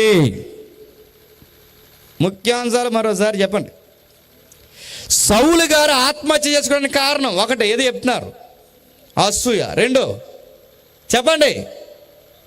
ఇదేది కాదు, అసూయ కాదు, దావీదు కాదు, యుద్ధం కాదు, ఇదేది కాదు. సౌలు గారు ఇలా చనిపోవడానికి మూలం ఏంటో చెప్పనా? దేవుడు సౌలుని ఆశీర్వదించడం. ఎక్కడో భయం వేస్తుంది అనిపిస్తుంది నాకు. సౌలు గారిని ఆశీర్వదించడం అంటే, ఇప్పుడు నా మాట మీకు క్లారిటీగా అర్థమైతే, ఆశీర్వదించడం వలనే సౌలు చనిపోయాడంటే అవును, నువ్వు విన్నది 100కి 200% నిజం. సౌలును దేవుడు ఆశీర్వదించడం వల్లనే చనిపోయాడు. ఆ ఆశీర్వాదం బట్టే సౌలు నశించిపోయాడు. ఒకవేళ సౌలుని దేవుడు ఆశీర్వదించకుండా వదిలేస్తే అందరిలాగే గాడిదలు మేపుకుంటాడు, అందరిలాగే పెళ్లి చేసుకుంటాడు, అందరిలాగే పిల్లలను కంటాడు, అందరిలాగే భార్యడి కాలం బతుకుతాడు. అలాంటి బతుకుపోయి ఈ రోజు ఇలాంటి కుక్క సాగు సావాల్సిన పరిస్థితి ఎందుకు వచ్చిందంటే, గాడిదలు మేపేవాడిని దేవుడు ఏం చేశాడు? రాజు చేశాడు. రాజు చేయడం వల్లనే గొలియాతు వచ్చాడు, గొలియాతు రావడం వల్లనే దావీదు వచ్చాడు, దావీదు రావడం వల్లనే అసూయ వచ్చింది, అసూయ రావడం వల్లనే ఉరుకులు పరుగులు ఉన్నాడు, ఉరుకులు పరుగులు ఉండడం వల్ల యుద్ధానికి పోయాడు, ఆ యుద్ధానికి పోయడం వల్లనే బాణం తగిలింది, ఈ బాణం తగడం వల్లనే సూసైడ్ చేసుకుని చచ్చిపోయాడు. ఇదంతా జరగకుండా ఉండాలి అంటే సౌలు ఏమవ్వకుండా ఉంటే బాగుని చెప్పండి? రాజు అవ్వకపోతే బాగుంది. ఇప్పుడు చెప్పండి, ఇతను రాజుని చేసింది ఎవరు చెప్పండి? దేవుడు. ఇప్పుడు చెప్పండి, దేవుడు ఆశీర్వదించినందుకు సౌలు చనిపోయాడా లేదా? నోరు రావట్లేదే, చెప్పండి. ఇప్పుడు అడుగుతున్నాను, చెప్పండి, ఆశీర్వాదాలు ప్రాణాలు తీసేస్తాయా? గట్టిగా చెప్పండి. చెప్పరు, చెప్పండి. తీసేస్తాయా? 5 నిమిషాల ప్రార్థనలో 4 నిమిషాలు మనం ఏం అడుగుతాం? ఇచ్చే ప్రభా, ఇల్లు ఇచ్చేయి, వాకులు ఇచ్చేయి, బండి ఇచ్చేయి, ఆరోగ్యం ఇచ్చేయి, డబ్బులు ఇచ్చేయి, మా పిల్లలకు చదువు ఇచ్చేయి, అలా చదవకపోయిన ఆన్సర్లు ఇచ్చేయి. ఇప్పుడు జరుగుతున్నాయి కదా ఎగ్జామ్స్, ఇప్పుడు మార్చిలో జరుగుతాయి. అలా చదవకపోయిన మమ్మల్ని దీవించే, మా పిల్లలు దీవించే, ఉన్నతమైన చదువులు ఉంటే నువ్వు అడిగితే ఇస్తాడు. గుర్తుపెట్టుకో, నీ పిల్లలకు చదువా ఇస్తాడు, నీకు ఇల్లా ఇస్తాడు, నీకు ఇస్తాడు, అన్నీ ఇస్తాడు.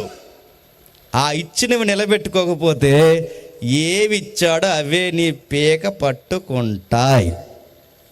అర్థమైందో లేదో? అలానే ఉంచండి. ఆశీర్వాదం తంటై మన జీవితానికి మంటై మన జీవితానికి ప్రమాదమై కూర్చుంటాయి అంటే కూర్చుంటాయి. ఇప్పుడు రెండో కేసు జాగ్రత్తగా ఉండండి, త్వరగా ముగిస్తాను. బైబిల్లో మరో కేసు ఏంటంటే, ఒక లవర్ బాయ్ ఉన్నాడు, సంసోన్. ఎవరు? సంసోన్ గారు. బాగా వినండి యంగ్స్టర్స్, ఈ అబ్బాయి బలశాలి. సంసోన్ గారికి 6 ప్యాక్ బాడీ ఉందని బైబిల్లో ఉందా? లేదు. అందరిలాగే జనరల్గా ఉంటాడు. హైట్ ఉన్నాడని ఉందా? లేదు. వెయిట్ ఉన్నాడని ఉందా? లేదు. సంసోన్ గారికి ఫిట్నెస్ ఎలా ఉంది, అతని భుజం సైజు గొలియాతు కన్నా గొప్పకుందని ఉందా? లేదు. మరి సామాన్యంగా ఉండే ఈ సంసోన్లో అంత పవర్ ఎలా వచ్చిందంటే, సంసోన్లో నా పవర్కి సీక్రెట్ ఏంటంటే దేవుని ఆత్మ వస్తుంది. దేవుని ఆత్మ, దేవుని నిబంధన, దేవుని ఆత్మ, దేవుని నిబంధన. అలాంటి నిబంధన ఆత్మ కలిగిన వాడు. ఇశ్రాయేలీల ఆడపిల్లలు లేరని ఇంక విశ్వాసే లేదన్నట్టు పోయి ఆపోజిట్ అమ్మాయిని ప్రేమించాడు. ఎవరో? ఆ ఫిలిస్తీన్ల అమ్మాయిని ప్రేమించాడు. ప్రతి ప్రేమలో గొడవలు ఉన్నట్టుగానే చెప్పండి, 3000 సంవత్సరాల క్రితం ఉన్న ఈ లవ్ స్టోరీలో కూడా గొడవలు ఉన్నాయి. ఏమైంది? వాళ్ళందరూ వచ్చారు. మరి ప్రతి ప్రేమ పెళ్ళి పెద్దలు ఒప్పుకోరు కదా, ఒప్పుకోలేదు. ఎవరి పెళ్ళి? సంసోను గారు ప్రేమ పెళ్ళి ఒప్పుకోలేదు. ఒప్పుకోకపోతే ఏం చేశారంటే, మరి బాబు వీడు మాట్లాడితే పచ్చి దవడ ఎముక పట్టుకునే 1000 మందిని చంపాడు మన ఫిలిస్తీన్ని. అసలు ఫిలిస్తీన్లు అంటేనే ఈ అబ్బాయికి ఫిలిస్తీన్లకి గాలి కూడా నచ్చదు. అలాంటిది మన ఊరు అమ్మాయి, మీ అమ్మాయి ఆ అబ్బాయికి నచ్చింది. వీడు అల్లుడు అయ్యాడంటే నీకొక్కడికి అల్లుడు అవడో చెప్పండి, మొత్తం అందరికి అల్లుడు అవుతాడని చెప్పారట. ఎవరు? ఫిలిస్తీన్లు సర్దార్లు ఏమన్నారంటే, ఈ నీకు అల్లుడు అందరికి మొత్తం దేశానికి అల్లుడు అవుతాడు. ఎందుకు వచ్చిన గొడవ? మీ అమ్మాయిని కానీ ఈ అబ్బాయికి ఇచ్చి చేసామంటే మొత్తానికే ప్రాబ్లం అవుతుంది. అందుకే ఆడు ఊరెళ్ళి తిరిగి వచ్చే సమయానికి ఈ అబ్బాయిని వేరొకరికి ఇచ్చి పెళ్లి చేసాడు అని చెప్పి సంసోన్ గారి ఫ్రెండ్కి ఇచ్చే చేస్తాడు. ఇది మరీ బాధ. సంసోన్ గారి ఫ్రెండ్కి ఇచ్చే పెళ్లి చేస్తారట. సంసోన్ గారి ఫ్రెండ్కి ఇచ్చి ఎప్పుడైతే పెళ్లి చేస్తారో ఈ విషయం సంసోన్ గారు తెలిసిపోయింది.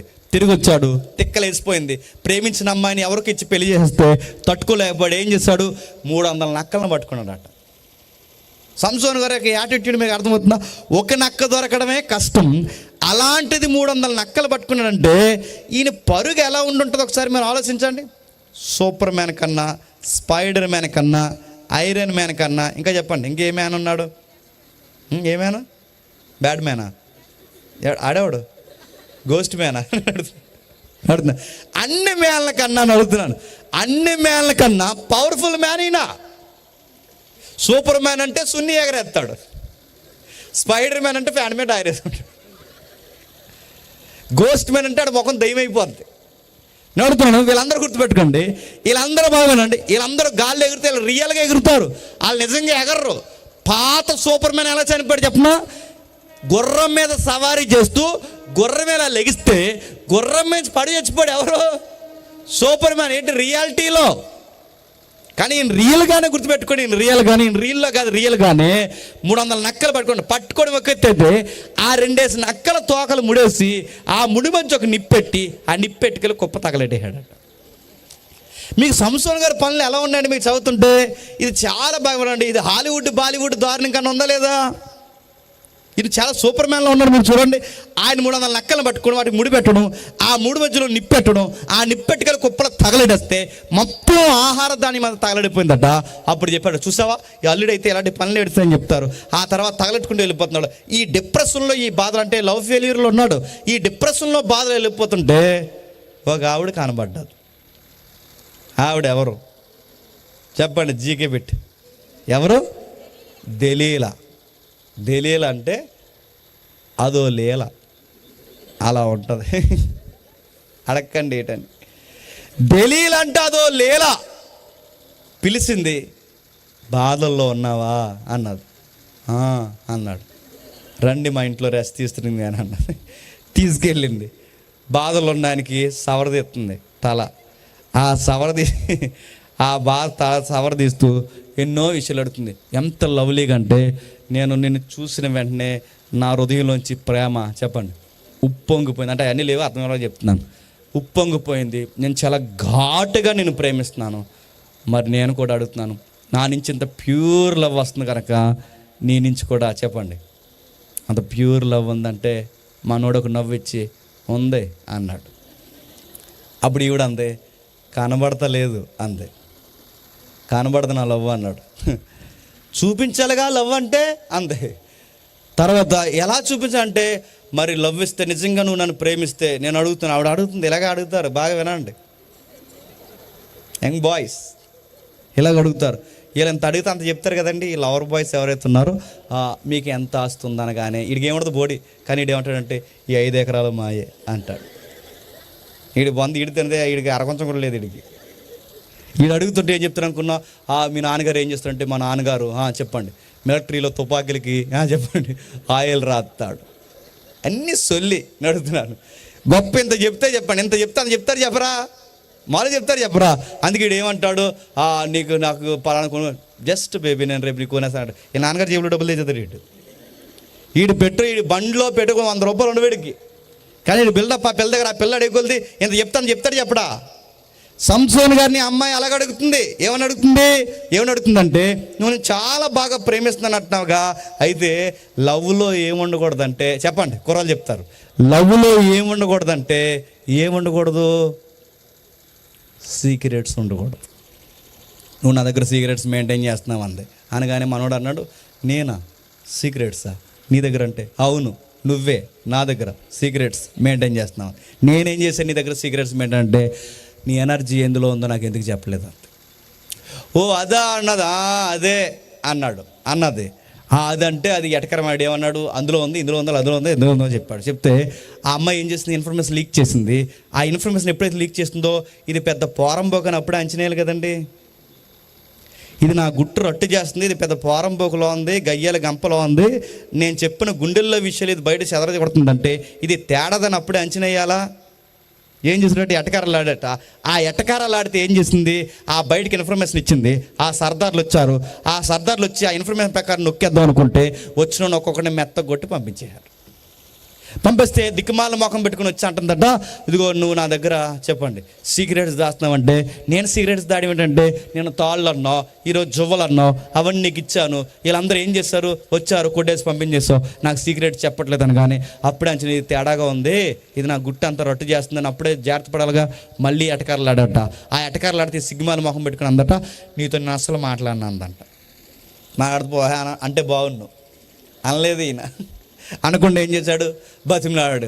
అలా ఉండి ఇలా ఉండంటే, ముందు నాతో చెప్పు నాతో చెప్పు నాతో చెప్పు అనగానే ఆ చెప్పి ఎంత అస్తమాలు ప్రాణం ఇసుకించేసిందంటే ఎవరిని, సింహాన్ని జయించినోడిని, ఇంకా 300 నక్కల తోకలకు ముడెట్టినోడిని, పచ్చిదవడ ఎముకతో 1000 మందిని చంపినోడిని, సింహాన్ని జయించిన ఒక స్త్రీ. చెప్పండి, అల్లాడించేసి గుర్తుపెట్టుకోండి. ప్రాణం విశ్వెక్కిపోలే చేస్తే ఒకరోజు తొడమే పడుకు పెట్టుకుని దానికి ఎక్కడ ప్లేస్ లేదని ఆ తొడమే నిద్రపుచ్చుకుని ఆ తల ఇలా దూతుంటే ఆ తల దూతున్నప్పుడు అందట చెప్పు నీ సీక్రెట్ ఎందులో ఉందనగానే ప్రాణం విసుపు అందట నా జుట్టులో ఉందని చెప్పాడు.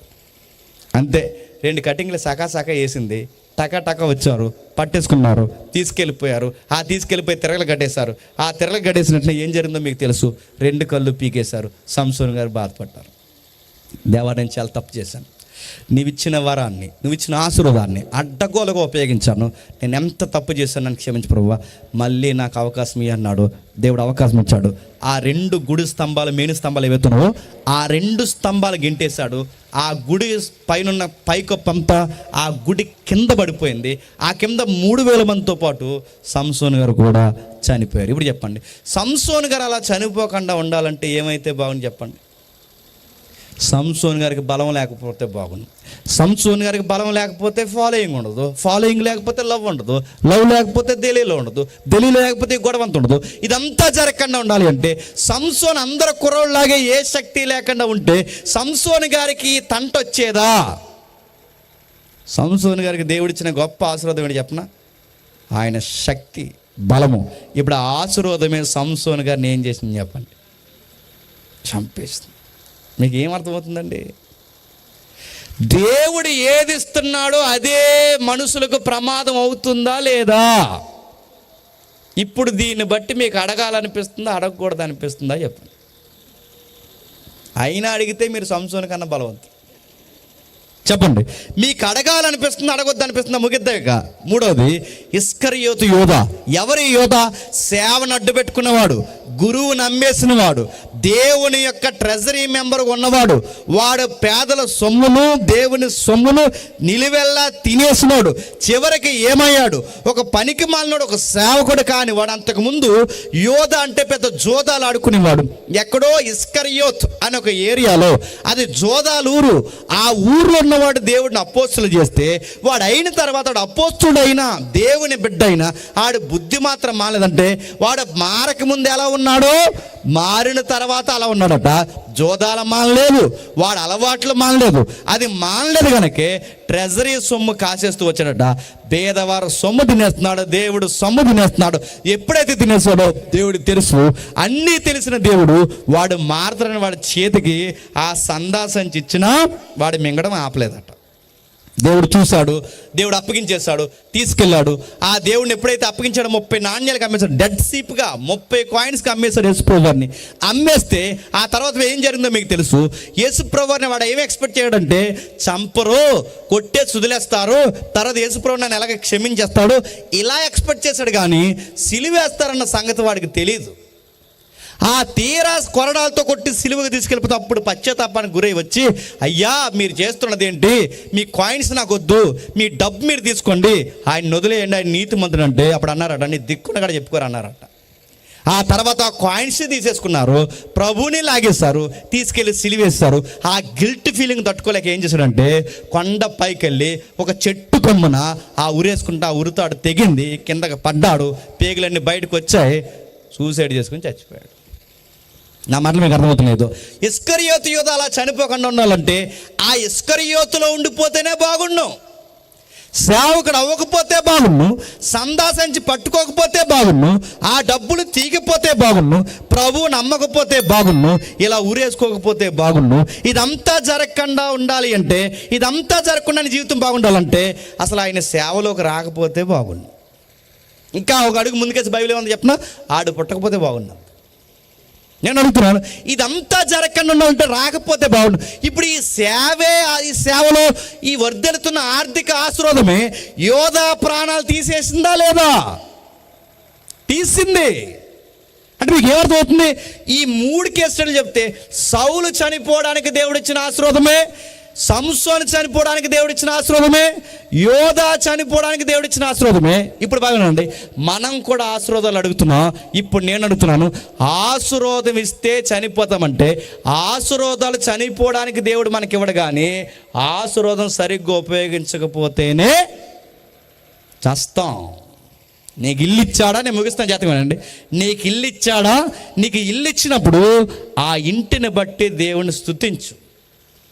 అంతేగాని ఇల్లు ఇచ్చిన తర్వాత ఆ ఇంట్లో కూర్చొని కుర్చీలో కుర్చీ వేసి, ఎదురుగా కుర్చీ వేసి, పైన టీవీ ఎట్టి, ఆ టీవీలో చెత్త ఎట్టి, ఆ చెత్త చూస్తూ ఈడు థమ్సప్లో ఏదో కలిపి కుర్చీ మీద కాళ్ళు ఎట్టి తాగితే ఈడిని ఏం చేస్తాడు? తీసి కూర్చోబెడతాడు మళ్ళీ రోడ్డు మీద. ఏమనుకుంటున్నాం? నేను మళ్ళీ అడుగుతున్నాను, నీకు ఆరోగ్యం ఇచ్చాడు, ఆరోగ్యం ఇచ్చినప్పుడు ఏం చేయాలి? ఆరోగ్యం ఇస్తా అన్నాడట, నేను రా తాగేస్తాను రా అన్నాడు. రా అంటే ఏంటి? నీళ్ళు కలపడట, అని నీళ్ళు కలుపుకుని తాగమని కదా నా ఉద్దేశం. రా తాగత్త నీ పోటుగాడికి ఉన్న వెళ్తున్న ఆరోగ్యం ఏమన్నట, నేను ఎత్తిన బాటిల్ దించండి అంటే, నీకు ఆరోగ్యం ఎందుకు ఇచ్చాడు? రా తాగుతావనా? నీకు ఆరోగ్యం ఎందుకు ఇచ్చాడు? తాగు తన ఆడతావనా? నీకు ఆరోగ్యం ఎందుకు ఇచ్చాడు? ఇతరుల ఆరోగ్యాలు ఎటకారం చేస్తావన్నా? పేక మీద అడిగేసి గవర్నమెంట్ హాస్పిటల్ మురుకులో చంపేస్తాడు ఏమనుకుంటున్నావు? నీకు ఆరోగ్యం ఇచ్చిన, నీకు ఆరోగ్యం ఇచ్చాడు కానీ నువ్వేం చేస్తావు? తాగావు. బాగానండి, నీకు ఇల్లు ఇచ్చాడానికి ఏం చేస్తున్నావు? తాగుతున్నావు. నీకు ఆరోగ్యం ఇచ్చాడని తాగుతావు. ఈ ఆరోగ్యం చూసి తాగుతావు. ఈ ఆరోగ్యం వల్ల తాగడంలో ఒక రోజు నీకు హాస్పిటల్లో పాలవుతావు. ఈ హాస్పిటల్ పాలవుతే గవర్నమెంట్ హాస్పిటల్లో జాయిన్ చేస్తారు, డాక్టర్లు చేతులు ఎత్తేస్తారు, చివరికి ఏమవుద్ది? చేస్తావు. నేను ముగిస్తున్నాను, గమనించండి. నీ ఆరోగ్యం లేకపోతే నువ్వు తాగు. ఇప్పుడు ఆరోగ్యం ఇచ్చినందుకే నువ్వు తాగు. ఈ ఆరోగ్యం నువ్వు ఎలా ఉపయోగించుకున్నావు? అడ్డగోలు ఉపయోగించు కనుక నీ ఆరోగ్యమే నీకేమైంది చెప్పు? శాపం అయ్యింది. నీ ఇల్లే నీకేమవుతుంది? శాపం అవుతుంది. ఇంకా చెప్తాను జాతకండి, ఉద్యోగం లేదని ఏడుస్తావు. ఉద్యోగం ఇస్తే ఏం చేస్తావు? 1వ తారీఖు జీతం అందుకుని పార్టీలు పెట్టావా? పార్టీలు ఇలానే పార్టీలు పెట్టి ఒకడు తాగొస్తున్నాడు. దేవుడు ఉద్యోగం లేనంతకాలం దేవుని సేవలో ఉన్నాడు, ఉద్యోగం లేనంతకాలం దేవుని మందిరంలో ఉన్నాడు, ఉద్యోగం లేనంతకాలం దేవుని పడేస్తాడు. వీడికి ఉద్యోగం ఇచ్చిన 1వ తారీఖు పార్టీలు ఇచ్చుకుంటూ తెచ్చండి. ఈ ఎవరైతే బయట ఉంటారో చూసారా, ఆ బయట వాళ్ళకి పార్టీలు ఇచ్చుకుంటూ వస్తే, ఈ బయట వాళ్ళకి పార్టీలు ఇచ్చుకుంటూ వచ్చిన వీడు, మీరు జాతకం ఉండండి, ఈ బయట వాళ్ళకి పార్టీ ఇచ్చుకుంటున్న వీడు ఈ తాగిన పార్టీలు ఇస్తూ వస్తుండగా వీడు తెలియకుండా మొత్తంలో గోదావరిలోకి పోయాడు బండితో పాటు. ఏమైంది? బండి పోయే, ఆడిపోయి నడుతున్నాడు. వీడు ఇలా పోకుండా ఉండాలి అంటే, అందరిలాగే 100 ఏళ్ళు బతకాలి అంటే వీడికి ఏమి రాకపోతే బాగుంది చెప్పండి? వీడి ఉద్యోగం వీడి ప్రాణాలు తీసిందా లేదా? దేవుడు ఉద్యోగం ప్రాణాలు తీసేస్తాడని ఇవ్వలేదు. ఉద్యోగంలో అందరికీ టయానికి అన్నం దొరకట్లేదు ప్రభువా, నా బిడ్డలకి నాకు మాత్రం టైంకి అన్నం పెడుతున్నావు. నా ఉద్యోగాన్ని బట్టి నేను స్తుతిస్తున్నాను, నా కలిగిన దాంట్లో 10వ పరక నీకు ఇస్తున్నానని దేవుని స్తుతిస్తావని నీకు ఉద్యోగం ఇచ్చాడు తప్ప, ఆ వరాన్ని పట్టుకెళ్ళి చెత్త చెదారం చేస్తా అని చెప్తే ఆ ఉద్యోగమే నీ ప్రాణం తీస్తుందా తీయదా? ఏదైనా నీకు బండి ఇచ్చాడు, బండి ఇచ్చింది దేనికి? ఊరి మీద తిరుగుతావనా? నీకు బండి ఇచ్చాడు, నీకు ఏదో ఒక వాహనం ఇచ్చాడు, దేనికి? పనికిమాలిన పనులు చేసుకుంటూ తిరుగుతావని. నీకు బండి దేనికి ఇచ్చాడు? దేవుని సేవలో ఉంటావని, దేవుడికి దగ్గరకు ఉంటావని, నీ నిత్యావసరాలు నువ్వు తీర్చుకుంటావని, ఆ వస్తువుని బట్టి దేవుని మహిమపరుస్తావని. అంతేగాని ఆ బండి అట్టుకుని పోరంబోగులు తిరుగులన్నీ తిరిగితే దేవుడు ఏం చేస్తాడు చెప్పండి? లారీ పంపిస్తాడు. గుర్తెట్టుకో. బండి పాయే, చెప్పండి, నువ్వు పాయే అని అడుగుతున్నాను. దేవుడు కొన్ని ఇచ్చినవి మనం నిలబెట్టుకోవడం శాతం అవుతుందా? మన దేవుడు ఇచ్చే దేవుడే, మన దేవుడు ఇంకా ఆశీర్వదించే దేవుడే. కానీ ఆ ఇచ్చిన వాటిని మనం సరిగ్గా నిలబెట్టుకోకపోతే, ఆ నిలబెట్టుకోవడం చేత కాకపోతేనే ప్రమాదం తెచ్చి మీదేసుకుంటాం. నేను ముగిస్తున్నాను, రిఫరెన్స్ తిని టైం అయిపోయింది కనుక. మీరు ఆదికాండం చదవండి ఒక్కసారి, ఒక్క రిఫరెన్స్ చదవండి, ముగిద్దాం. మొదటి అధ్యాయం 28 వచనం. మొదటి అధ్యాయం 28 వచనం. మొదటి అధ్యాయం 28 వచనం. ఎట్లనగా మీరు ఫలించి అభివృద్ధి పొంది విస్తరించి భూమిని నిండించి దానిని లోపరుచుకొనుడి. సముద్రపు చేపలను ఆకాశ పక్షులను భూమి మీద ప్రాకు ప్రతి జీవిని దేవుడు ఏలుడని వారితో చెప్పినప్పుడు జాతకం వినండి. ఈ భూమి మీద మొట్టమొదటిసారి ఆశీర్వాదం పొందిన కుటుంబం ఎవరండి చెప్పండి? ఆదామవ్వలు. ప్రశ్న, రెండో ప్రశ్న, ఈ భూమి మీద మొట్టమొదటిసారి శాపం పొందిన కుటుంబం ఎవరండి? ఆదామవ్వలే. అంటే మీకు ఏమర్థమవుతుంది? ఆశీర్వాదం వెనకాలే శాపాలు ఉంటాయి. కానీ మనం మోకాలు వేసి కిరాణా లిస్ట్ ఇప్పుతాం. ఏమని? అది ఇచ్చే ప్రవ్వా, ఇది ఇచ్చే ప్రవ్వా, లద్దె ఇచ్చే ప్రవ్వా, ఇది తెచ్చే ప్రవ్వా. అలాగే విదేశాల్లో ఉన్న చెప్పండి, మా వదిన దీవించే ప్రవ్వా, మా అక్కని దీవించే ప్రవ్వా, అలాగే మా అమ్మని దీవించే ప్రవ్వా, మా మామని ఇప్పుడే నీకు ఎలా ఉంటుందంటే ముఖ్యమంత్రి కన్నా ఎక్కువ ఆఫర్లు ఇచ్చేస్తావు మాకు. అన్నీ దీవించని అడుగుతున్నా. ఎన్ని అడుగుతావో, మళ్ళీ చెప్తున్నాను, ఎన్ని ఆశీర్వాదాలు అడుగుతావో వాటన్నిటికీ షరతులు వర్తిస్తాయి. ఆదామమ్మల్ని దీవించడేమని భూమి మీద ఆశ్రయించదుకో, ఫలించండి, అభివృద్ధి పొందండి, విస్తరించండి, భూమిని నిండించండి, భూమిని వేలండి, ఫలించి అభివృద్ధి పొంది విస్తరించి భూమిని నుంచి ఈ భూమిని వేలండి అని చెప్పాడు. అది ఇద్దరికి చెప్పాడు, ఇద్దరికి ఆశీర్వదించాడు. ఇద్దరికి ఆశీర్వదిస్తాడు, నిలబెట్టారా? ఫలించడం అంటే ఏంటి? పిల్లల కండం. ఫలించడం అంటే ఏంటి? భూమిని నిండించడం అంటే ఏంటి?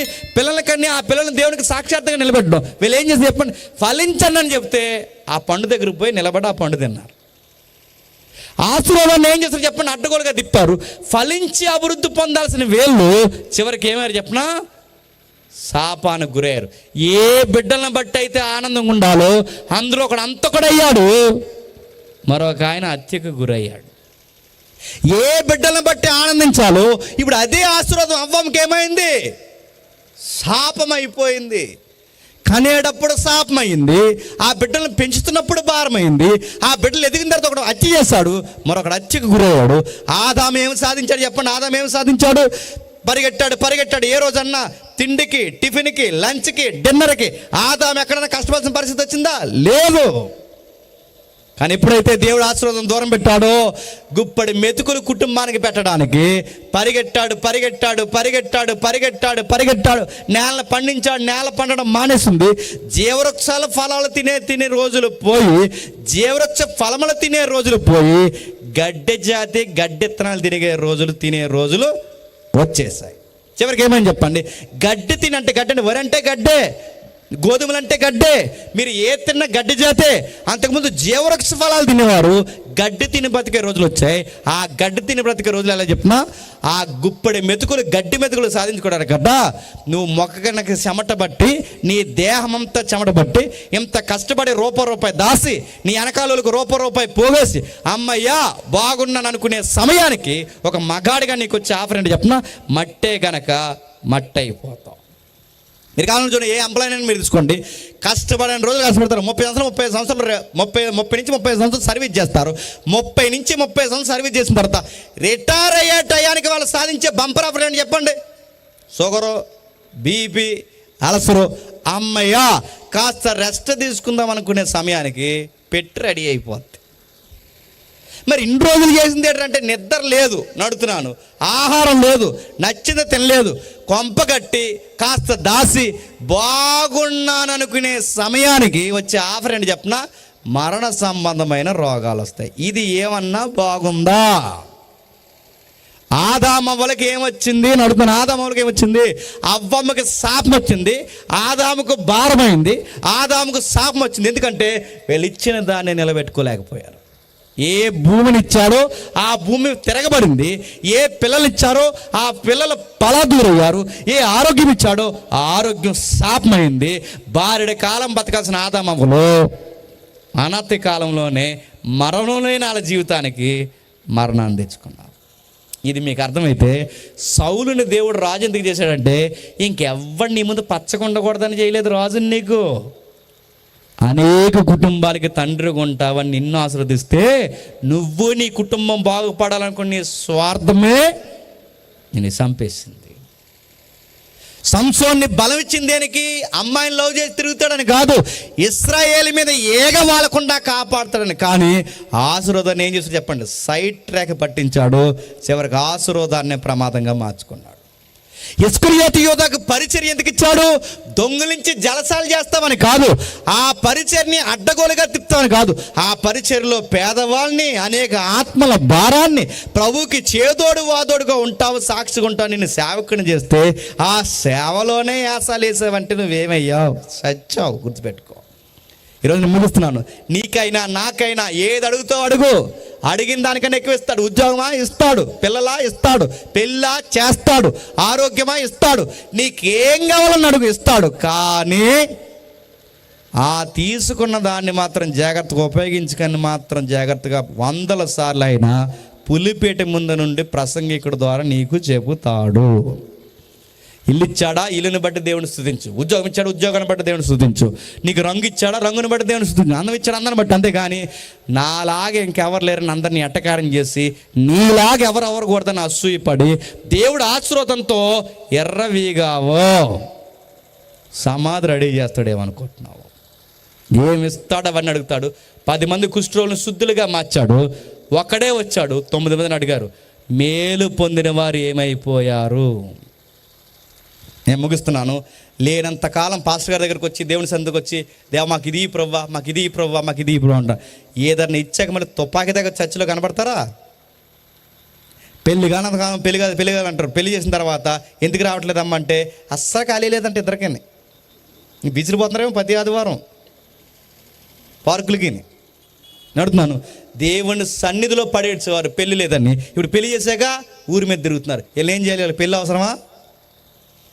ఉద్యోగం లేనంతకాలం ఉద్యోగం కావాలంటారు. ఉద్యోగం ఇచ్చాక ఉద్యోగం పేరు వంకెట్టే చచ్చి మానేస్తారు. ఉద్యోగం అవసరమా? పిల్లలు లేనంతకాలం పిల్లలు నేస్తావు. పిల్లల్ని ఇచ్చాక ఆ పిల్లలు వంక పెట్టే చచ్చి మానేస్తావు. ఏదైతే లేదని ఏడుస్తావో అది దేవుడు ఇస్తాడు. ఆ ఇచ్చిన తర్వాత దేవుడికి ఆ ఇచ్చిన దాన్ని చూపించి, ప్రభా దీనివల్ల రాలేకపోతుందంటే దేవుడికి ఒకటి కూడా తెలుసు, ఆయనకి ఇవ్వడమే తెలుసు, అది వంకెడితే అది తీసుకోవడం కూడా తెలుసు. అందుకే అది చెబుతున్నాడు మత్తయి సువార్తలో, ఒకనికి 5, ఒకనికి 2, ఒకనికి 1. 5కు 5 చేసిన వాడిని బలా ఇంకా తీసుకో అన్నాడు. 2కు 2 చేసిన వాడిని బలా ఇంకా తీసుకో అన్నాడు. ఆ 1 తీసుకుని సోమరోళ్ళలో ఉన్నవాడిని ఆ కప్పెట్టింది బయటికి తీసి ముందు ఇంటికి కప్పెట్టండి అన్నాడు. గుర్తుపెట్టుకోండి. మీకు ఏమర్థమవుతుంది చెప్పండి? మన దేవుడు ఇస్తాడు. ఇచ్చిన దాన్ని ఆశీర్వాదకరంగా మానుకుంటే ఇంకా ఇస్తాడు, ఇంకా ఇస్తాడు, ఇంకా ఇస్తాడు, ఇంకా ఇస్తాడు.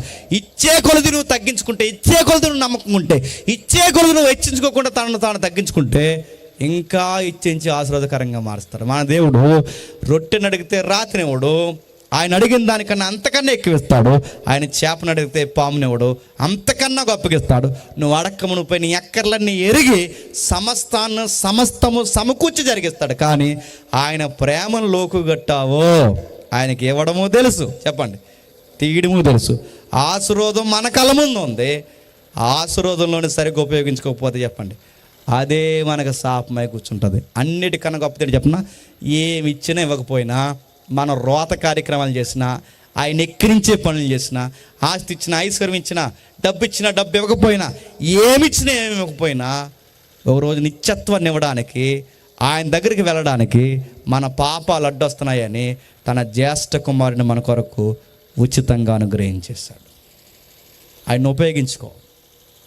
ఇక్కడ ఇల్లు ఉన్నా ఇల్లు లేకపోయినా చచ్చిపోతాం, ఇక్కడ డబ్బు ఉన్నా డబ్బు లేకపోయినా చనిపోతాం, ఇక్కడ ఆరోగ్యం ఉన్నా ఆరోగ్యం లేకపోయినా చనిపోతాం, మొత్తం మీద ఏదో కూడా చనిపోతాం. కానీ ఇది కాదు, గుర్తుపెట్టుకోండి, ఎప్పటికీ చావని, ఎప్పటికీ వాడబారని, ఎప్పటికీ నశించని ఒక లైఫ్ కావాలి. అది ఏదైనా దానికన్నా గొప్ప జీవితం అది. అలాంటి జీవితం కావాలి. ఆ జీవితం నీకు నాకు ఇవ్వడానికి తన ప్రియ కుమారుని మనకు ఉచితంగా ఇస్తే, ఆ కుమారుడు నీకు ఇచ్చిన ఆయన లెక్క చేయకుండా ప్రతిసారి మళ్ళీ మళ్ళీ ఆయన సిలివేసే పనులు చేసావో, నీ రక్షణ నువ్వే చేతులారా పోగొట్టుకుంటే నీ ఆత్మకు నువ్వే చెప్పండి ఉత్తరవాదవుతావు. ఆయన ఇక్కడే ఇస్తాడు, రాబోతున్న నిత్యత్వంలోనే ఇస్తాడు. దీన్ని సంధి చేయడానికే 2000 సంవత్సరాల క్రితం నీ కొరకు తన సుతుడు, దైవం, దేవుడు, మన దేవుడు ఈ ఇలలో చనిపోయాడు. ఏమిచ్చా ప్రభు అంటే, ఇల్లు ఇచ్చా, వాకులు ఇచ్చా కాదు, మా కోసం ప్రాణం ఇచ్చావు, మా కోసం రక్తం ఇచ్చావు, మా కోసం నీ నీతిని ఇచ్చావు, మా కోసం నీ జీవితాన్ని ఇచ్చావు, మా కోసం ఇదిగో నన్ను నువ్వు తగ్గించుకున్నావు, మమ్మల్ని హెచ్చించావు. చాలు ప్రభువా, ఏమన్నా ఏమి లేకపోయినా నీకోసం నీతికి పడి చేస్తామని ఎవరైతే అంటారో, నువ్వు అడిగిన దానికన్నా అతికి ఫలములతో ఎక్కడ ఆశీర్వదిస్తాడు, రేపు మరణించిన తర్వాత ఫలభరితమైన జీవితంలో కూడా చెప్పండి ఆశీర్వాదకరంగా మారుస్తాడు. ఉన్న వాటిని ఉపయోగిస్తారో, ఉన్న వాటిని బట్టి దేవుడిని మర్చిపోతారో, రెండు మీ చేతుల్లో ఉన్నాయి. దేవుడి మిమ్మల్ని దీవించును గాక. రేపు మాట్లాడుకుందాం. ప్రార్థన. ప్రేమగల తండ్రి, కృపగల దేవ, మీ అందరికీ ఈ సంగతులు అర్థమై నాకు తెలియదు తండ్రి. మరొకసారి పురాతనమైన సంగతులు మాకు అందించినందుకు మీకు స్తుతులు. ప్రతి ప్రాంతానికి ఇలాంటి తండ్రి మాటలు అవసరం దేవ. ఇవి తెలియకే అడగడమే నేర్చుకున్నాం, కానీ అడిగిన వాటిని కాపాడుకోవడం మాకు రావట్లేదు తండ్రి. అది రాకపోతే మాకు ప్రమాదం తండ్రి. మీరు ఇస్తారు, ఏది అడిగినా ఇస్తారు, కానీ ఇచ్చిన వాటిలో నిలదొక్కుకోవడం మాకు రావాలి. విన్న వర్తమానాన్ని బట్టి మీ బిడ్డలను దీవించండి. స్థానిక దైవజనుల్ని, పెద్దల్ని, ఆత్మీయుల్ని, మా జత పని వారిని, మా బంధువులుగా ఉండి సేవ చేస్తున్న తండ్రి చెల్లిని, అన్నని, వారి కుటుంబాన్ని, ఇక్కడ ఉన్న వారందరినీ తండ్రి ఆశీర్వాదకరంగా మారుస్తారని కోరుతూ, మమ్మల్ని, మా జత పని వారిని అందరినీ మీ చేతులకు అప్పగిస్తున్నాం. ఎవరైనా ఈ మాటలు తప్పుబట్టి మా మీద నేరం మోపుతున్నవారు ఎవరైనా ఉంటే వారిని క్షమిస్తారని కోరుతూ, మా శత్రువులు, మిత్రులను అందరినీ మీ చేతులకు అప్పగిస్తూ క్రీస్తున్నామని ప్రార్థన సమర్పిస్తున్నాం తండ్రి. ఆమేన్. సరే.